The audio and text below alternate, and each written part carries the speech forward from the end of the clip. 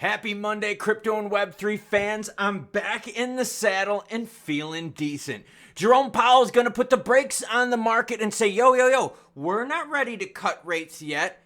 Ripple, though, is dumping XRP in the market as the price starts tumbling. See the number behind me? 69. Nice. That was my race number. Yeah, I'm still alive and kicking.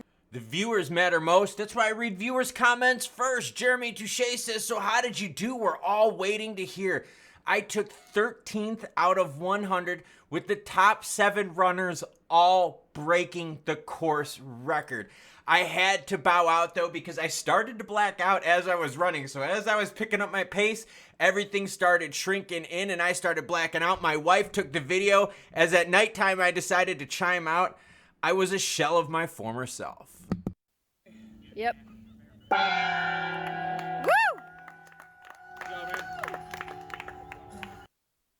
And oh, what a race it was. I'll be sure to share more stories later. The thing that messed me up though was I could not eat any food from hour 8 on. It was brutal. But let's get to that heat map and talk some crypto.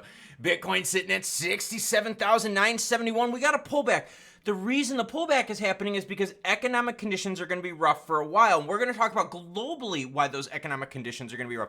ETH 3572, big pullback from 4. Look at Sol though. 205. 205 for Sol. That is impressive. XRP sitting at 60.6 cents. ICP still looking healthy at 12.22 with XLM right now sitting at 12.9. All right, so whoa, what's going on? No, he's not talking about Tuboku. Tuboku, name the movie down below. Jerome Powell, though, is going to be on the mic on the 20th talking about rate cuts. Now, there's a reason why this is important, and there's a reason why we're seeing some pullbacks in the market. Across the United States, many people are eagerly anticipating the Federal Reserve's first cut to benchmark their interest rates this year. Prospective home buyers are looking for it. Auto loans, business loans, credit card holders, yeah. All of that stuff affects rates. Not to mention El Presidente Joe Biden, who we know the economy would look better if rates started coming down. The timing is very odd, isn't it? Well, it's not just the United States, everyone. Gulf markets. I'm telling you, this is huge. Gulf markets are cautious ahead of the Federal Reserve's next meeting. See, it's not just the United States. When the Fed does stuff and when Jerome comes out on the mic and he's like, look, this is how big mine is. No. That's not what he's doing. He's saying this is how, well, no, maybe he is saying that. But basically what happens is this. When Jerome Powell comes out and says, hey, we're going to raise rates, we're going to lower, we're going to pause them. A whole bunch of countries, especially in the Gulf area, do exactly what the United States does. They just mimic the Fed's actions. And in fact, there's a lot of countries out there that they mimic the currency actions as well. So it's not just the Federal Reserve making this stuff. You're going to see other centralized banks around the globe doing the same thing. Now, here is the issue, okay? The issue is right now there is a 99% chance that he is going to take a pause.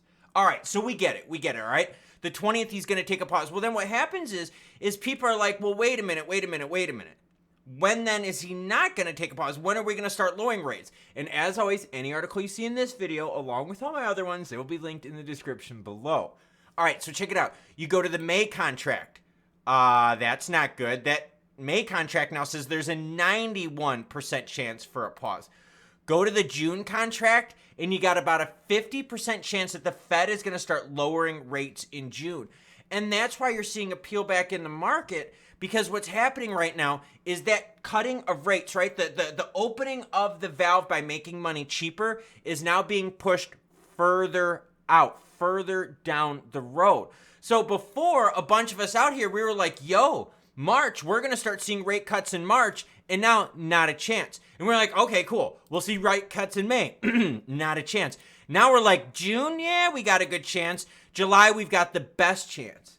So what the market is reacting to is financial conditions going to stay rough for a while. Growth is going to stay rough for a while. Money is going to be expensive for a while. So keep that in mind as you start looking forward in your plays regarding crypto and other financial dealings. News channel. I bring the news, good or bad. Okay, Ripple dumps 240 million XRP. Oh, Jesus. XRP experienced volatility in March during the release of Ripple's monthly escrow. A total of 240 million tokens were sold by Ripple within 2 weeks, with transactions occurring on March 5th and 13th. These sales coincided with a temporary price dip. Data on XRP scan reveals the initial sale of March 5th was 100 million XRP, and that the one on the 13th was 140 million XRP worth, 140 million worth of XRP sold by Ripple within the last 2 weeks. Well, that brings us to here. And this steady decline since this pump peak. In fact, we've erased all of this pump peak. In fact, we're already back down to like beginning of March price action. And at the rate we're going to get back at the 50-cent mark. So, you know I'm going to say, right?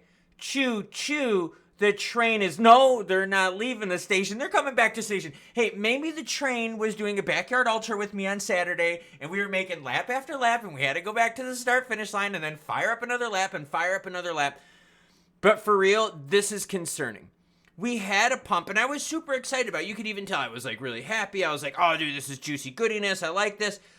But we couldn't even hold it. In fact, look at this.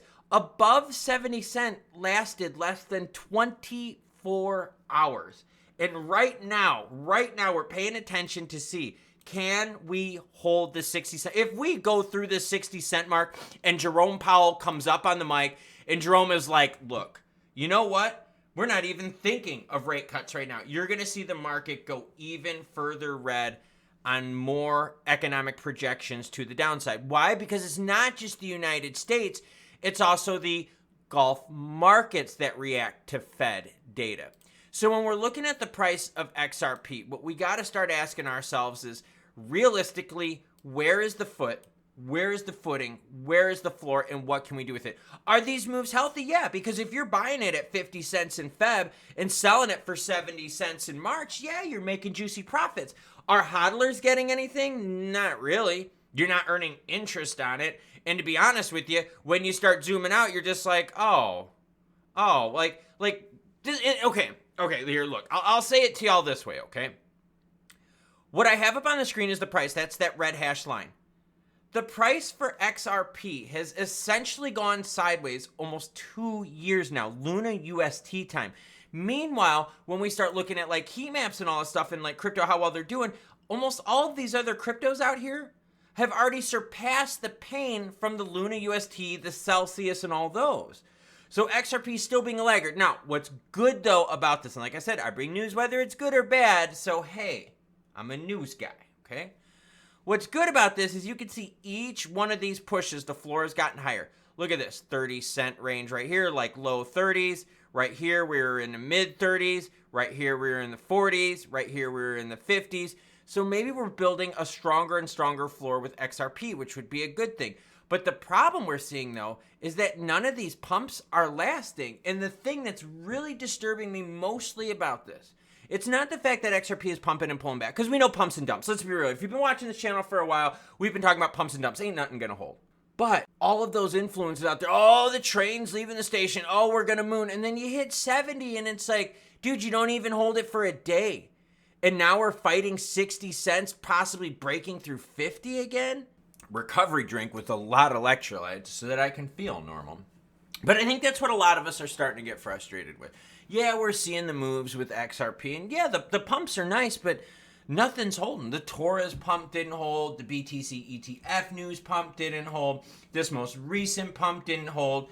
And here we are. We're going, oh my gosh, the train is back at the station. We're just making loops. I'm telling you, the train is a fan of backyard ultra last man standing events, because that's what it was like. We're just making loop after loop after loop. Meanwhile, we are seeing others in the market make moves, but the problem we got is you're seeing Ripple dump more on the market. Now, is it directly like one-to-one correlation having price effect? No. But it doesn't help. It doesn't help when people read this and they're like, oh my gosh, you guys are dumping on us again? Dumping even more? Oh, wait a minute, you've got 20 plus billion more that you got to dump on us? Are you getting the value for the dumpage, right? And we've learned that in the past, they've actually sold XRP to buy back private shares of stock. That's public knowledge. That's out there. You can research that, look it up. It's easy to find. And that's messed up because the XRP holders here who have been the ones supporting Ripple through all this, what are they getting? Yeah, it's awesome. You got the pump to 70 cents, but then it went away. I mean, she's teasing you, right? So I don't know. There is some frustrations brewing, and I totally get it. And the other frustrations that we're seeing is Jerome Powell and the Fed taking a pause with rates for a longer time. It's pretty much guaranteed now that he's going to take a pause in this contract as well as the May contract. And just so that everyone knows, we're going to be having a live stream on the 20th where we will be talking about Jerome Powell rate cuts. I'll probably also be talking about a little bit of race information because it was a lot of fun. If you want to hear more specifically about the race, let me know in the comment down below. It was absolutely epic. I can say that I'm starting to finally feel, I don't want to say normal, but functional is the best way to put it. My body systems are actually working. I'll just throw it out there. But it was really cool. And I wanted to thank everyone out there for all the support, the well wishes, all the emails, all the comments. And a big shout out to my wife that crewed me for the event. There were racers there that did not have crew, that ran it solo, and they broke down fast. They ran out of time. They couldn't prepare their gear, and the track was a mess. It wasn't a trail. It was a trail more than anything. There were muddy sections, and people had to swap out shoes and socks and clothes, and it was hot and humid, so we were trying to like strip off clothes in between each lap so we could make the time cutoffs. It was absolutely brutal. So big shout out to my wife for crewing me for the event, and a big shout out to all of you out there for wishing me well. I'm going to keep bringing the news today. It's going to take me a few days to feel back to normal, and then we're going to get into the rhythm of things. So until then, I'm going to keep pounding the electrolytes, and as more news breaks, you know I'm going to share it. So I'll catch you cool cats later.